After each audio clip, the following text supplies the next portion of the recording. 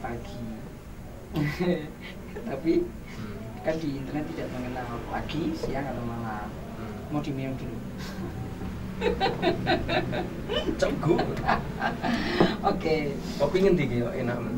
Kopi Nangka di Banyuwangi Boyolali. Udah datang ke sana belum? Belum pernah. Nah, dia harus ke sana. Seharusnya sore ini, malam ini orangnya ke sini. Tapi tadi ke Tawangmangu nggak sempat kayaknya kemalaman. Kok bisa dinamain kopi nangka itu? Karena aromanya nangka.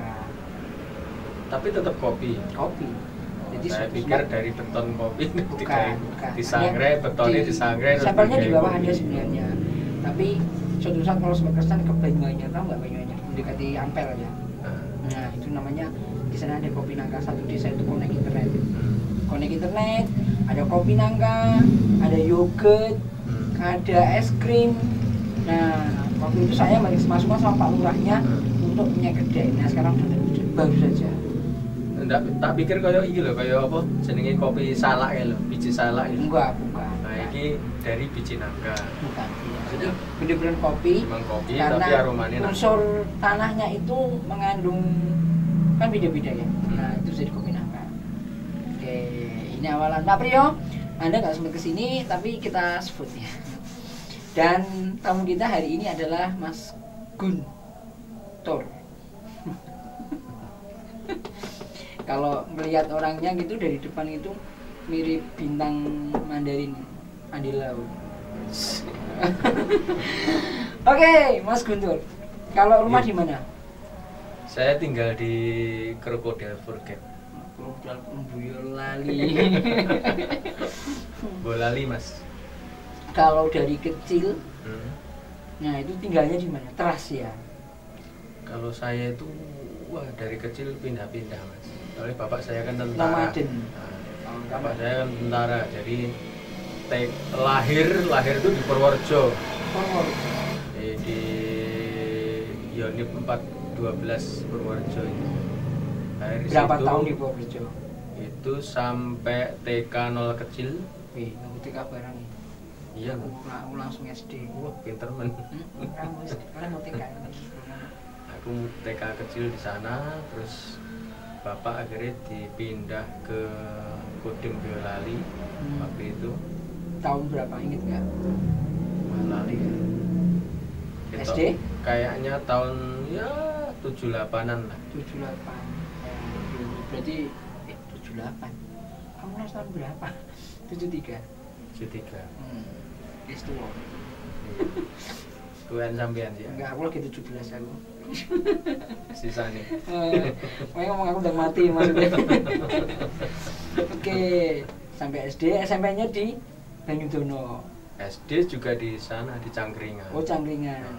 Oke, SMA. SD 1 Cangkringan itu, yang seberangnya, selatannya Pasar Ngancar itu loh. Pasar Ngancar. Sekarang udah bagus pasarnya, dulu nggak kayak gitu. SD pun juga dulu bagus, tapi sekarang kayaknya udah nggak laku ya, kalah sama ngomong bagus aja lah. SD. Sempat kuliah? Saya sempat kuliah. Di mana? Di Atmajaya Jogja. Aku sempat ke Jogja. Tapi terus dapat kerjaan tahun 94 itu ke Bali. Saya nggak punya teman siapa-siapa di sana. Loh, ya, dapat kerjaannya itu melamar atau diminta? Lamar, ya ada temen lah, tapi kan bukan saudara. Maksud saya di Bali itu nggak ada saudara gitu. Berapa tahun di Bali?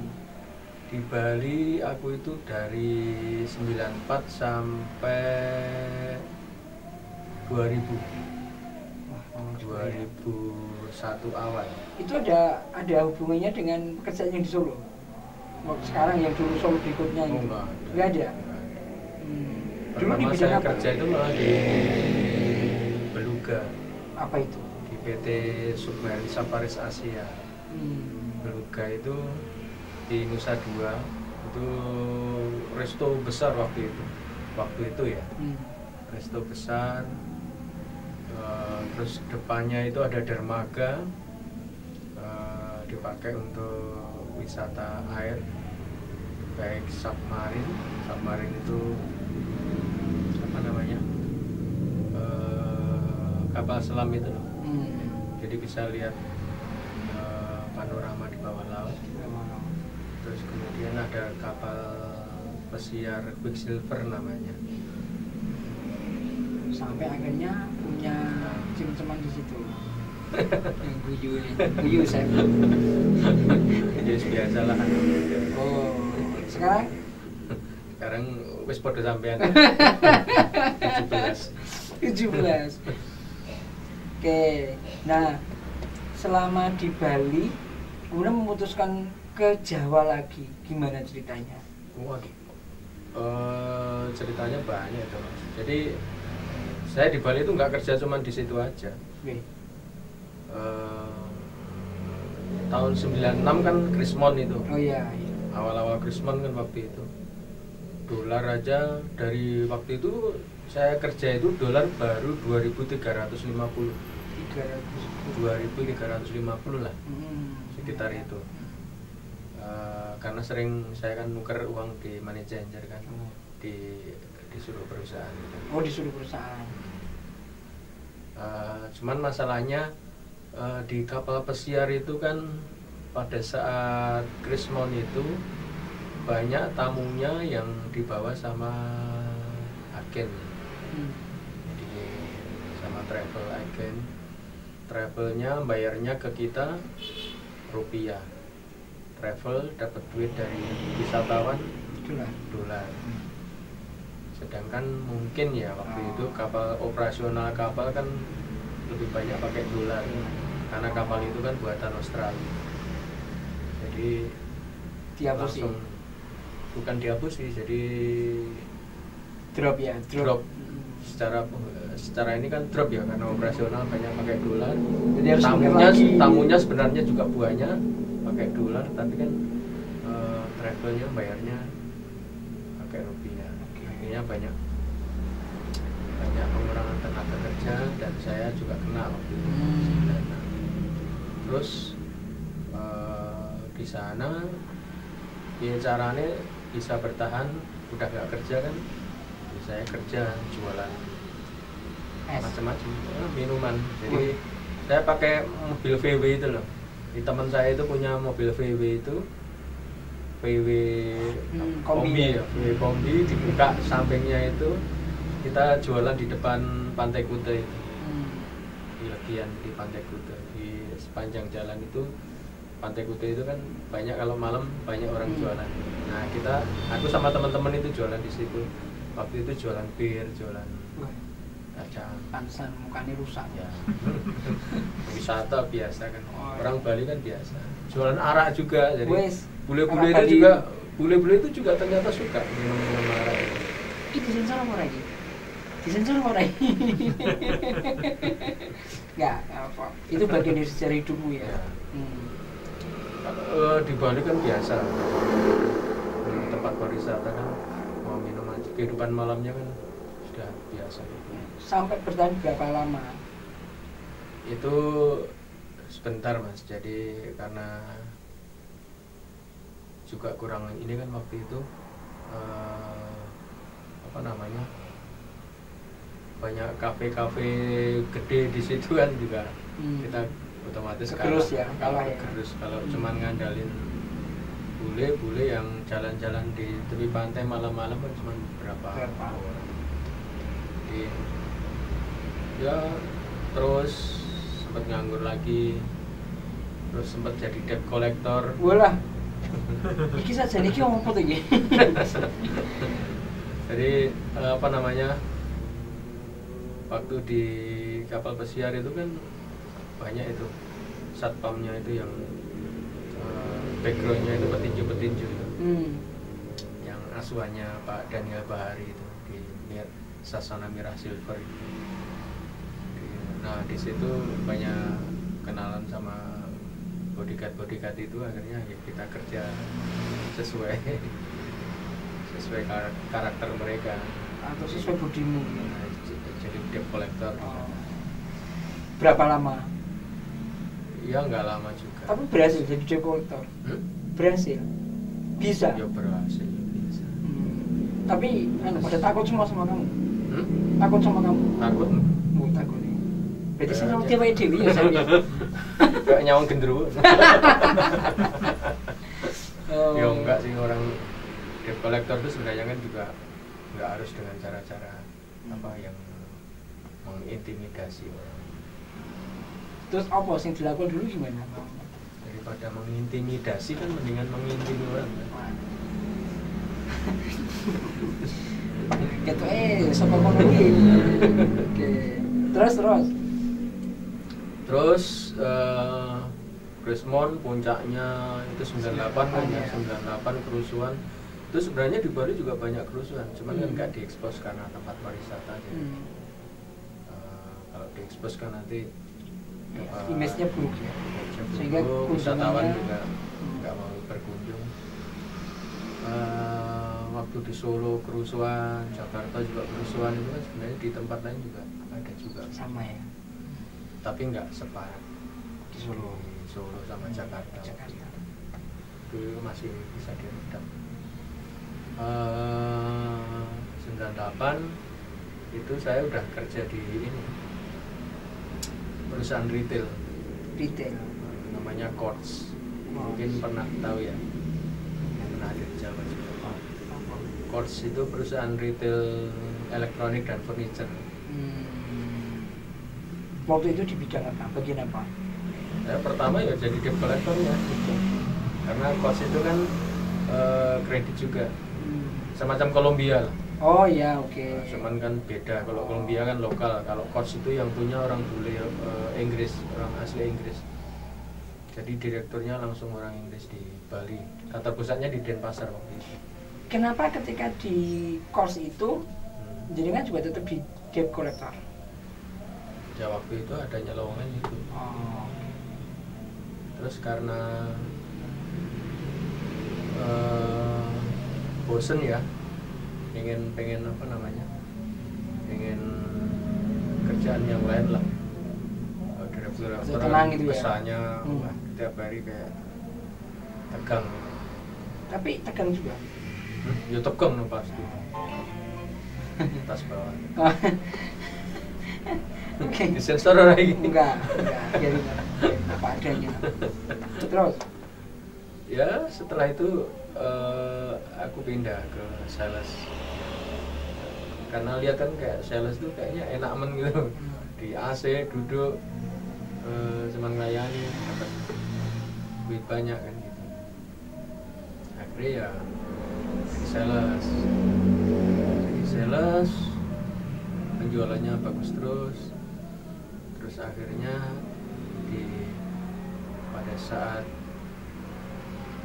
perusahaan itu mau mengembangkan sayap ke Lombok, Nusa Tenggara Barat. Saya jadi tim ini juga, Bapak Talas di sana. Dikirim perusahaan ke sana. Sama, nama perusahaannya juga sama. Sama, Quartz.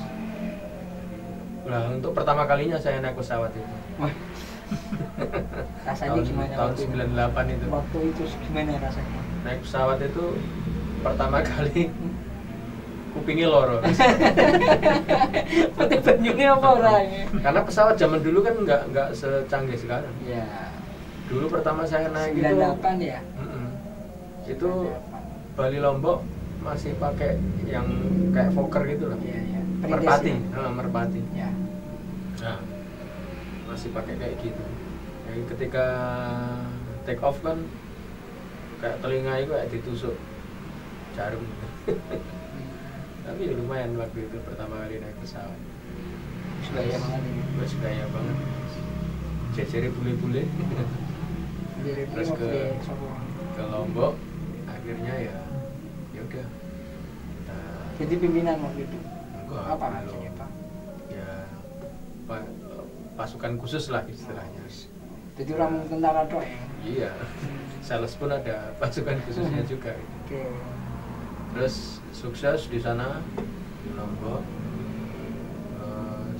dapat kenalan juga di sana kan ceweknya ayu-ayu mas.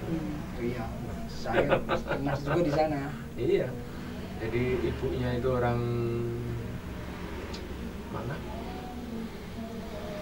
Lombok yang timur itu loh. Lombok Timur. Apa namanya? Raya? Bukan? Bukan. Lupa saya. Pantesan saya ngomong ke Lombok itu dia langsung connect ini. Aku nih kono banget. Cantik banget mas. Jadi ibu itu kayak face-nya kayak orang India. Ya cantik Arab. ibunya atau anaknya? Enggak, anaknya. Oh anaknya. Ibunya kayak orang Arab itu. Nah bapaknya orang Malang, orang Jawa. Jadi perpaduan antara itu kan cantik banget.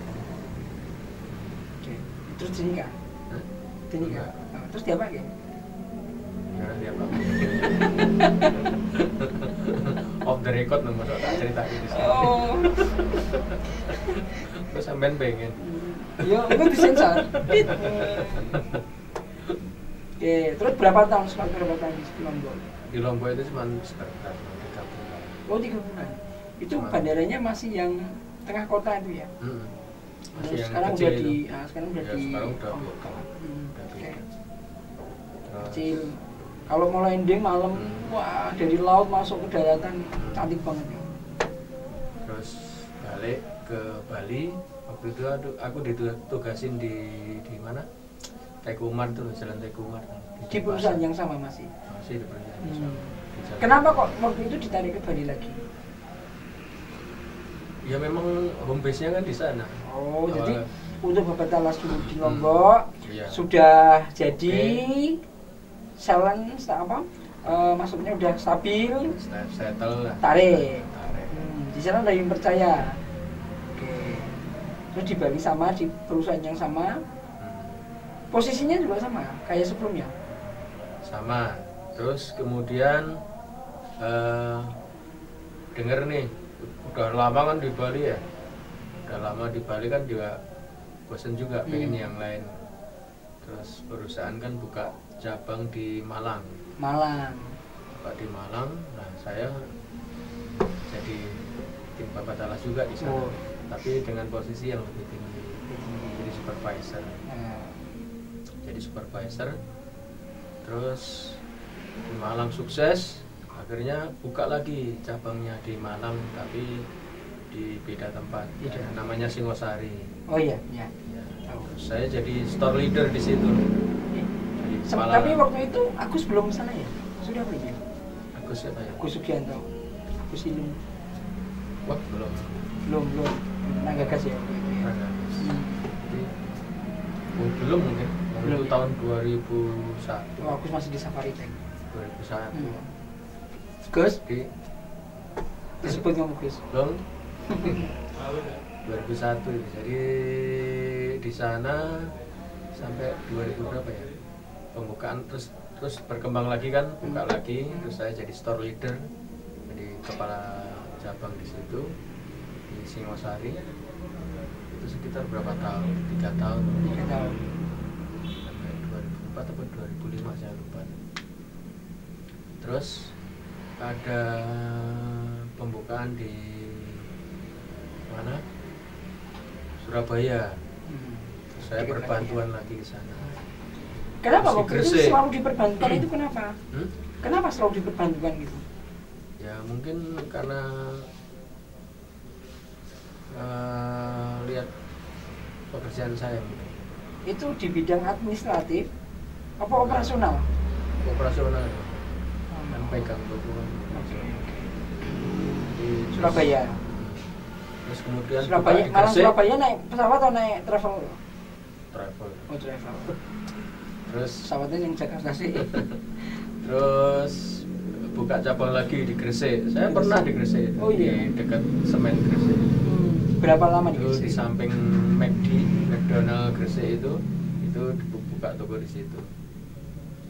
Itu sekitar berapa tahun ya saya di sana? Sekitar 2 tahun apa setahun? Hampir 2 tahun mungkin. Di sana di Gresik. Terus apa namanya? Di Semarang buka, akhirnya Malah duluan sana ya daripada Semarang ya. Semarang buka, akhirnya kan semakin ke barat. Semakin ke barat. Pertama kan Bapak Talasnya di Jawa Timur, buka di Malang, Singosari, Kediri, Surabaya, Semarang. Gresik itu baru ke Semarang. setelah buka di Semarang, aku nggak ditempati di Semarang, tapi waktu itu aku masih di Gresik. Tapi Bapak Talas juga? Nggak ikut. Waktu di Semarang nggak ikut. Kenapa?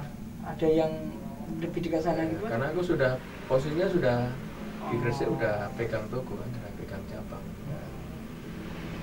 Terus buka di apa namanya, di Kendal.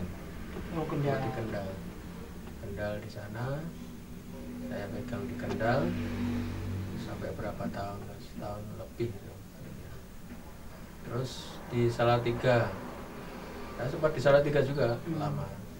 Ya nggak lama lah, di Salatiga cuma berapa ya, setahunan, paling nggak ada setahun.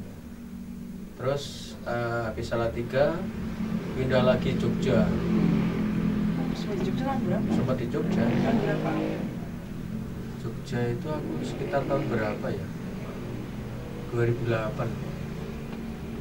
2008, jadi 10 tahun kan? 98? Awal-awal 2008. 98 kan ke... Jadi di perusahaan itu 10 tahun aku di coach itu. 10 tahun sampai dari posisi pertama debt collector, sales, akhirnya supervisor, senior supervisor, store leader. Itu 10 tahun itu. Akhirnya di Jogja kan terakhir. Nah, pas di Jogja itu perusahaannya kolaps, bangkrut kan.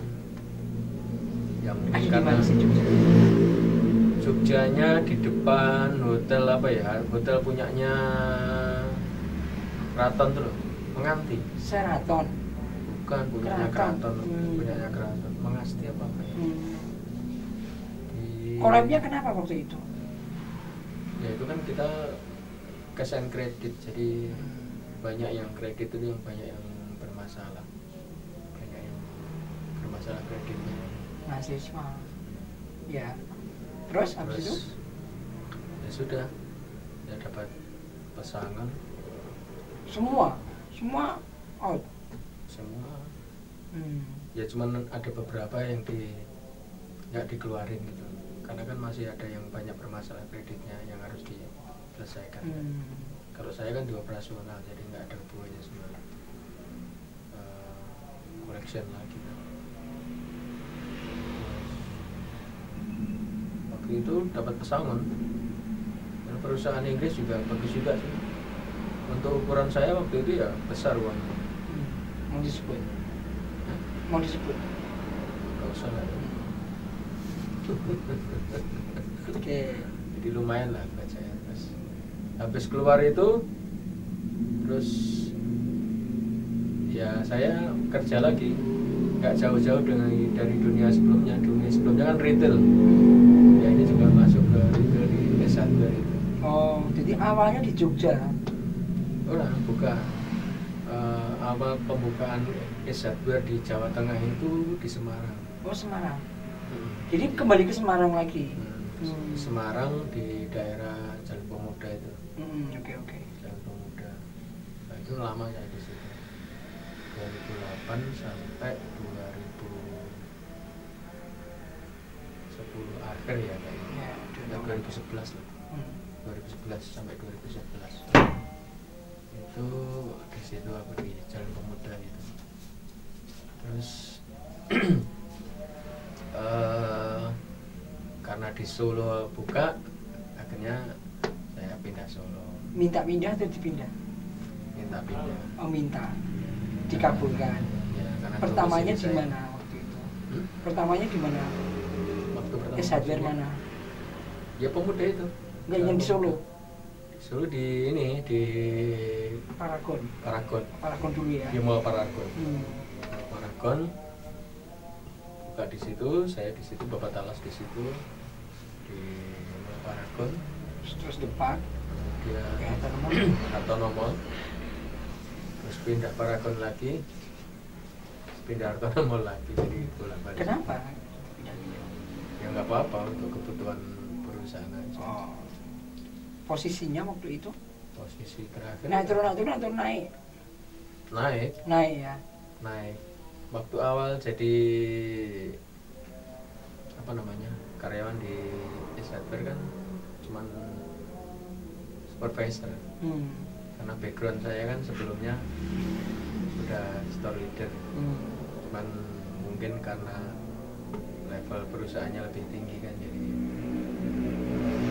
saya di SPP dulu waktu di S1. Sampai berapa tahun itu berarti di S1?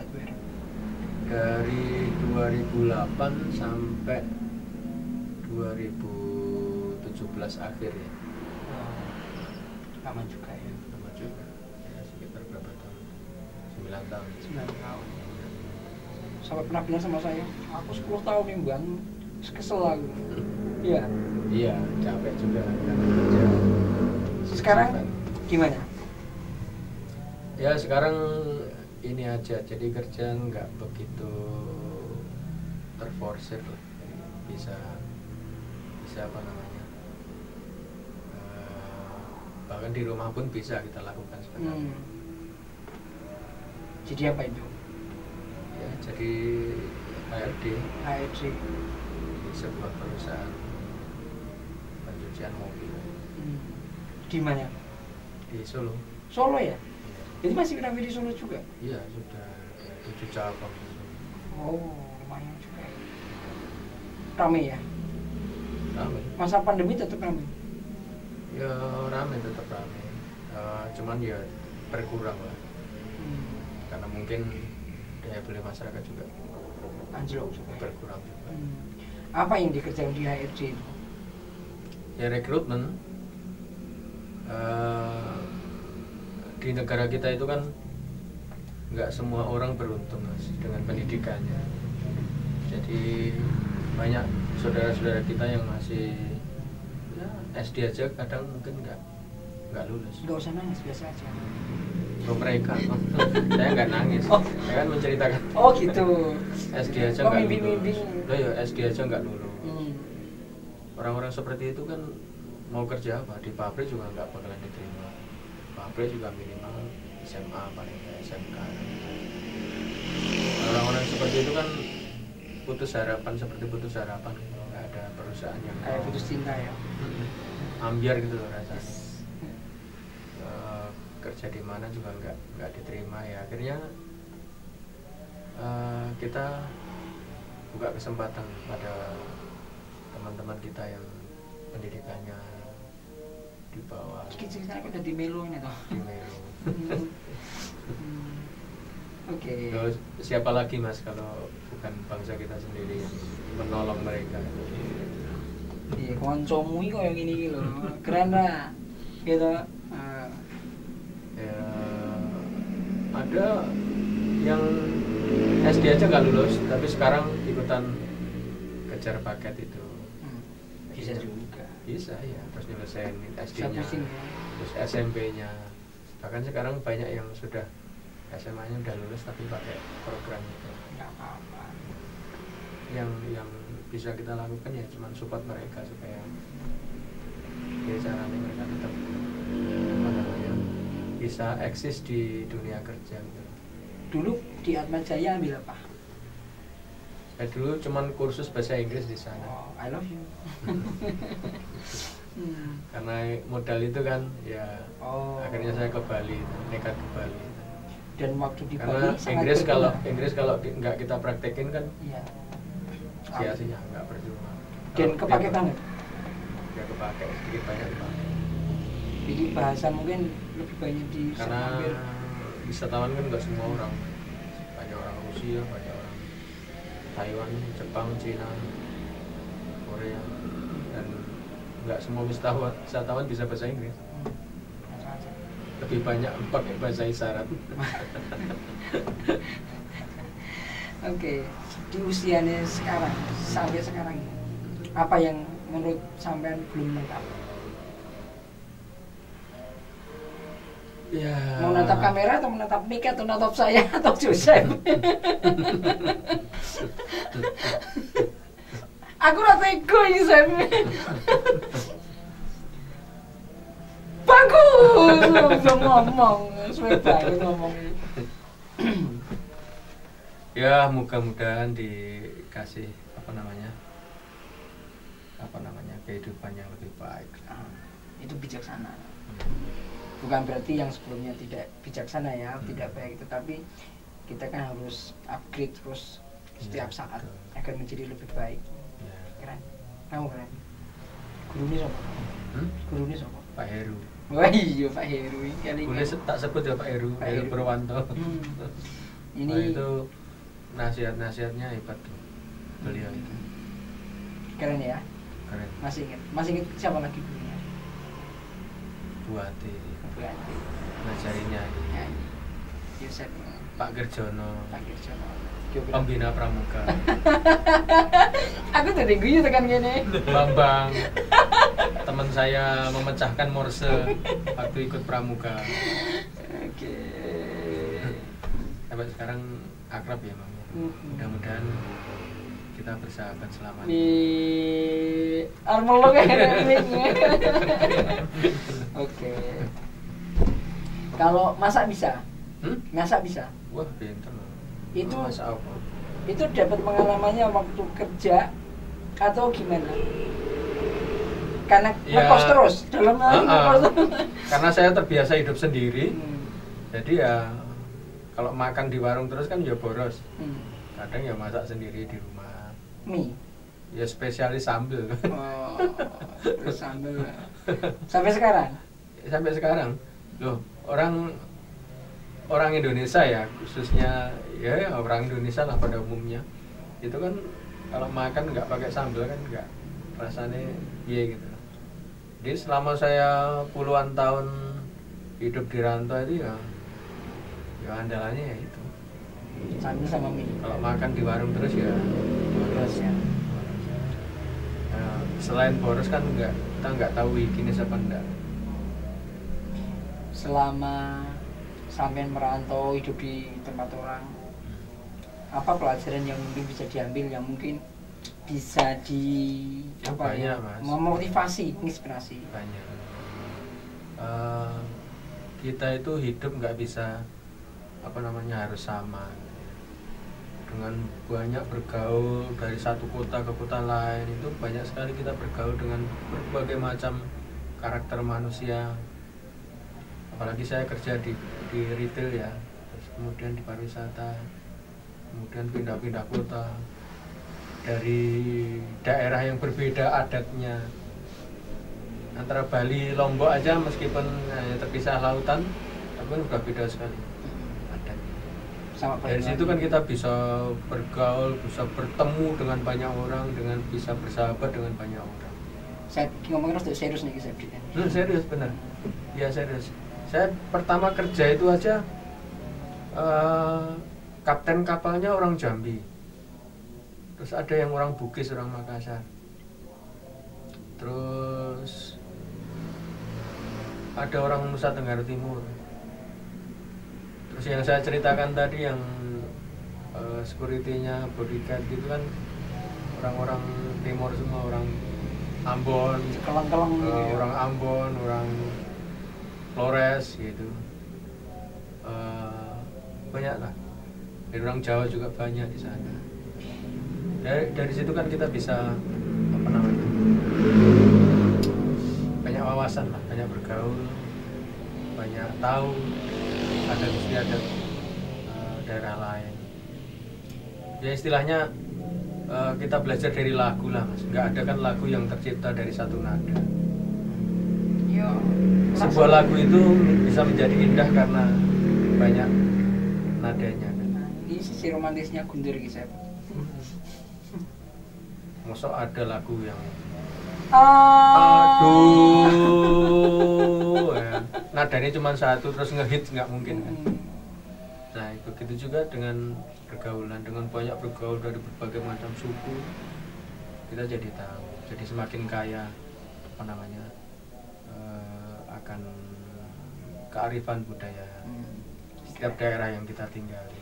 Jadi kalau Anda mau bijaksana, mau ngehit, maka harus berwarna dan harus punya notasi. Betul. Oke. Nah, sampai sekarang bapaknya kan tentara kan? Apa mungkin yang apa istilahnya ngendikane bapak itu yang sampai sekarang masih gesang kan? Masih. Apa masih terngiang sampai sekarang itu apa? Set iki nek rene kene ra cerita Sep. Jujur kalau orang tua nggak begitu ini ya, nggak apa namanya? Raurus. Karena ya demi pistol yang ini ya udah tahu sendiri kan tentara seperti apa ya. Jarang berkomunikasi dengan. Enggak tahu. Ya nggak tahu karena bukan. Jadi jarang berkomunikasi. Cuman ya nek wong tua ini sederhana sih, apalagi backgroundnya tentara sih. Dia sederhana aja. Nek wani yo wani tenan. Nek ojo yo rasa. Di Oke. cara memutuskannya kita kok ya elesan. Saya ngerasa kayak ngelakoni aku ngerasa serewet. Nah, betul. Iya. San. Kamu San. Resiko tanggung sendiri. Enggak orang tulung harus sopo. Betul iya. Elsa ngomongin apa sih San ngomong kayak gitu. Repo ngopo. Rasa enggak. Nah, sekarang yang ke depan. Apa yang masih pengen Anda raih lagi? Apa ya yang jelas ya ke depan itu kan pasti tantangan lebih besar ya, pengen aja anak-anak saya itu jauh lebih Kau udah anak lucu tuh? punya Oh. lebih hebat dari saya, baik dari pendidikan secara kehidupan ekonomi maupun pekerjaan dan sebagainya, karir. Ya itulah bapak, tidak ada yang menghendaki anaknya sengsara pasti. Pasti akan berpikir dan berusaha sekuat mungkin anaknya menjadi jauh lebih baik. Ini mimpi-mimpi aku tadi ya. Nah dari situ apa yang Anda pengen harapkan dari generasi ini Mas Guntur? Anak setelah pengen menjadi lebih baik pendidikan dan sebagainya, pengen gimana anak-anaknya?